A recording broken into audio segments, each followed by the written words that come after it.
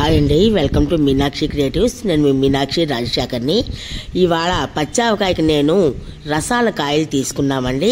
ఆ రసాల కాయలు తీసుకుని ఇలాగ నీటిలో వేసి శుభ్రంగా 2-3 సార్లు కడుక్కోవాలండి. కడిగి ఒక గుడ్డ మీద వేసి తడి లేకుండా వాటిని అన్నిటినీ కూడా మనం తుడుచుకోవాలి. తుడుచుకున్న తర్వాత అప్పుడు మిగతా ప్రాసెస్ స్టార్ట్ చేద్దామండి.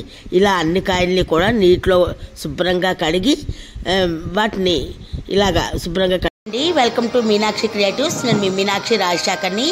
ఈసారి పచ్చావకాయకి మేము రసాల కాయలు తెప్పించామండి.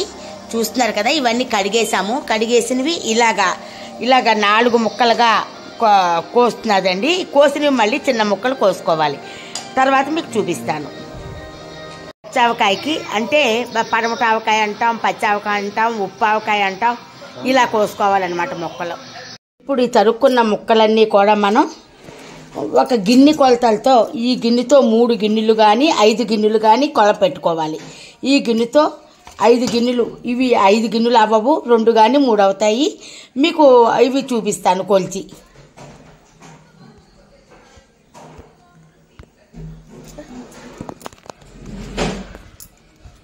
ఈ గిన్నెతో 3 గిన్నెలు మనకి మామిడి ముక్కలు వచ్చాయి. అయితే ఇప్పుడు వీటిని మనం ఏం చేయాలన్నది మీకు ఇప్పుడు నేను చూపిస్తాను. నేను ఏఎస్ బ్రాండ్ ఆయిల్ తీసుకున్నానండి. ఇది మనం ఏంటంటే ముక్క మెత్తపడకుండా ఉండాలి అంటే మనం తీసుకోవలసిన జాగ్రత్తలు అన్నమాట. ఇది ఇలాగా ఆయిల్ ఒక గిన్నెలో మనం వేసేసుకుందాం. వేసేసుకుని ఇప్పుడు మనం కొలిచి పెట్టుకున్న ముక్కలు ఇందులో గనక వేసినట్టుగైతే మనకి ముక్క కమ్ముని మెత్తబడదన్నమాట. ఇలాగ మనం ఒక 5-10 నిమిషాలు దీంట్లో ఉంచి తర్వాత మనం తీసి మళ్ళీ గుండెలు కలుపుకున్న తర్వాత ఇవి అందులో వేసుకుందాం. అప్పుడు మనకి ఆవకాయ పాడవదన్నమాట. చాలా రోజులు ముక్క మెత్తబడకుండా ఉంటుంది. నేను తీసుకున్న కాయలైతే రసాల కాయలు తీసుకున్నానండి. పీచు ఉంటుంది, బాగుంటాయని. నేను చూడండి ఆవ పొడి ఇది తీసుకున్నాను అనమాట. ఈ బ్రాండ్ తీసుకున్నాను. ఇలాగా అలాగని కారపొడి 3 మ్యాంగో కారం కూడా తీసుకున్నానండి. ఇది సాల్ట్ మన ఇష్టము. ఇది వరకైతే రాళ్ళ ఉప్పు తీసుకుని కొట్టేవాళ్ళము, కానీ ఇప్పుడు ఇదే ఇలాగా చేస్తున్నాము. ఈ పిండి కూడా మనం ఏం చేసేవాళ్ళం అంటే ఈ మిరపకాయలు బందర్ మిరపకాయలు తెచ్చుకుని ఎండబెట్టుకుని చేసుకునేవాళ్ళం. ఇప్పుడైతే మరి అన్ని సౌకర్యాలు వచ్చేసాయి కదా, ఈ గుండెలు పెట్టుకుంటున్నాం అనమాట. ఇప్పుడు ఇది ఆవు పొడి మనం దీంట్లో ఇప్పి వేసుకుందాం. ఇప్పుడు ఆవు పొడి మనం ఇలాగ తలగొట్టి తీసుకున్నామండి ఈ గిన్నెకి. ఇది ఒకటి. అలాగనే కారం అండి, 3 మ్యాంగో కారం. ఇది కూడా మనము ఇది నిండా తీసుకోక్కర్లేదండి.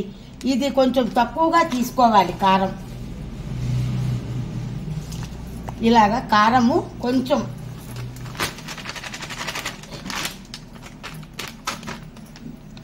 కారము ఈ కొలతలో తీసుకుందాం. అలాగనే సాల్ట్ కూడా, సాల్ట్ కారం కన్నా తక్కువ వేసుకోవాలండి, లేకపోతే ఉప్పు ఎక్కువైపోతుంది. కావాలంటే మళ్ళీ మనం టేస్ట్ చూసుకుని తర్వాత వేసుకోవచ్చు. ఇది ఉప్పు బరువు ఉంటుంది కదా, అందుకని ఇది తక్కువ వేసుకోవాలి. చూడండి ఈ కొలతలో చూపిస్తున్నాను మీకు. ఇలాగా ఇప్పుడు దీంట్లో పసుపు వేసుకుందామండి. 2-3 చెంచాల పసుపు వేసుకోవాలి. పసుపు యాంటీబయాటిక్ కదండి, మరీ పసుపు వాసన వచ్చేయకుండా మనం వేసుకుంటే సరిపోతుంది. అలాగనే ఇప్పుడు మెంతులు కూడా దీంట్లో, మెంతులు వేస్తే చలవ కదా, అందుకు మెంతులు వేస్తున్నానండి. ఇగో మెంతులు కూడా మనం ఎక్కువే వేసుకోవాలి. మెంతులు ఎందుకంటే చలవ చేస్తుంది, దాని గురించి ఆరోగ్యరీత్యా కూడా మంచిది. ఇప్పుడు వీటన్నిటినీ మిక్స్ చేసుకుందాం. ఇప్పుడు ఇది ఇంగువండి. ఇది కేవలం పచ్చళ్ళ ఇంగువండి. ఇది చాలా మంచి వాసన వేస్తూ చాలా బాగుంటుంది, చాలా టేస్టీగా కూడా ఉంటుందండి ఆవకాయ. ఇవన్నీ మనం మిక్స్ చేసుకుందాం. ఇప్పుడు మనం 3 గిన్నెలు, ఈ గిన్నెతో 3 గిన్నెలు తీసుకున్నాం కదా ముక్కలు. ఇది ఒక గిన్నె తీసుకుంటే మనకి ఫుల్గా ఒక గిన్నె తీసుకుంటే సరిపోతుంది. ఇలాగా ఒక గిన్నె తీసుకున్నామంటే మనకి సరిపోతుంది.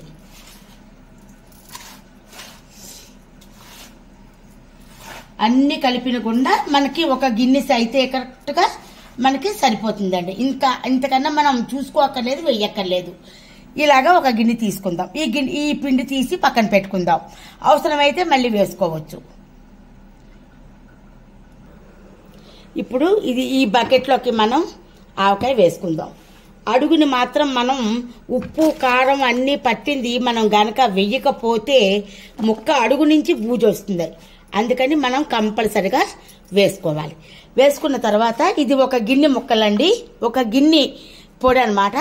ఇప్పుడు మనం ఇందాకలా మనం నూనెలో నానబెట్టుకున్నాం కదా, ఇవి తీసి ఇందులో కలుపుకుంటూ మనం ఇందులోకి ఎత్తేసుకోవాలి. ముక్కకి మాత్రం ఎక్కడా ఉప్పు కారం తగలకుండా పచ్చావకాయకి అస్సలు పనికిరాదండి, లేకపోతే పాడైపోతుంది అనమాట. ఇలాగ ముక్కలన్నీ మనం తీసి ఇగో కొంత ఇందులో నానబెట్టాను నూనెలోని, ఇది కొంత నానబెట్టాను అనమాట. ఇలాగ మనం ఆవకాయ అంతా కూడా ఇదే టైపులో మనం వేసేసుకోవాలి. చూసారా, ఇలాగ ఆవకాయ అంతా పోసుకున్నాం. నూనె ఇంకా ఆ పళ్ళెంలోది ఈ పళ్ళెంలోది కలిపి ఇంకా మిగిలిపోయింది. ఈ మిగిలిపోయింది ఇందులో వేసుకుందాం. 3వ రోజున మనకి ఈ నూనె బాగా మీదకి తేలి కనబడుతుంది. అప్పుడు వరకు ఇది ఇలాగా మూత పెట్టేసుకుందామండి. అంతే. 3వ రోజున మీకు మళ్ళీ నేను ఎలా చూపిస్తాను. ఆవకాయ 3వ రోజు కలిపి ఎలా ఉందో మీకు చూపిస్తూ అది అన్నంలో కలుపుకొని తింటే ఎలా ఉంటుందో చూసేద్దామా? మరి చూడండి. మరి ఇగో ఇవాళ ఇలాగ చిన్న రాచిపిల్లకు తీసుకుంటున్నాను నేను. 3వ రోజు కదా ఈరోజు. ఆవకాయ ఎలా ఉందో చెప్పండి. చూడండి, చాలా కమ్మక గుమ్మగుమ్మలాడిపోతుందండి. ఈ నోరు చూస్తుంటేనే ఊరిపోతుంది అన్నట్టుగా ఉంది. చాలా బాగుందండి. ఆవకాయ అయితే కమ్మని వాసన వస్తోంది. ఎంతో బాగుందన్నమాట ఆవకాయ. ఇలాగ 3వ రోజు శుభ్రంగా కలుపుకుని ఒక ఇదే జాడి తీసుకొచ్చాను కదండి, చిన్న రాచపులోకి తీసుకుందాము.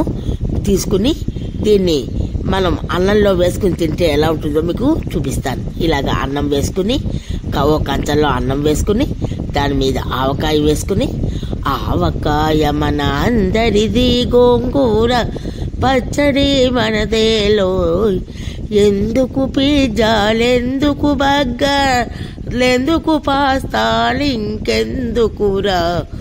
అయితే ఆవకాయ అన్నం కలుపుకొని తింటూ ఉంటే నెయ్యి వేసుకుని వేడి అన్నట్లో నెయ్యి ఆవకాయ కలుపుకొని తింటే భలే ఉంటుందండి. గొంతేంటి ఇలా ఉందనుకుంటున్నారా? నాకు కొంచెం రంప చేసిందండి, దాని మీద గొంతు ఇలా ఉన్నది. ఇలా చక్కగా ఆవకాయ కలుపుకొని ఆ ఒక్క ముద్ద నోట్లో పెట్టుకుని తింటే అబ్బా స్వర్గం ఎక్కడో లేదు, ఇక్కడే ఉంది అనిపిస్తుంది కదా అండి. మీకు కూడా అలాగే అనిపిస్తోందా? చూడండి. అయితే ఈ వీడియో నచ్చినట్టయితే లైక్ చేయండి, షేర్ చేయండి, బెల్ ఐకాన్ని క్లిక్ చేయండి. మా కొత్త నోటిఫికేషన్స్ మీకు వస్తాయి. ఈ వీడియో మీకు నచ్చిందనే అనుకుంటున్నాను. ఇలాంటి వీడియోస్ మీకు ఇంకా కావాలి అంటే మన మీనాక్షి క్రియేటివ్స్ని మీరు సబ్స్క్రైబ్ చేసుకోండి. అలాగనే పక్కనే ఉన్న బెల్ ఐకాన్ని క్లిక్ చేయండి. మా కొత్త నోటిఫికేషన్స్ మీకు వస్తాయి. ఉంటానండి.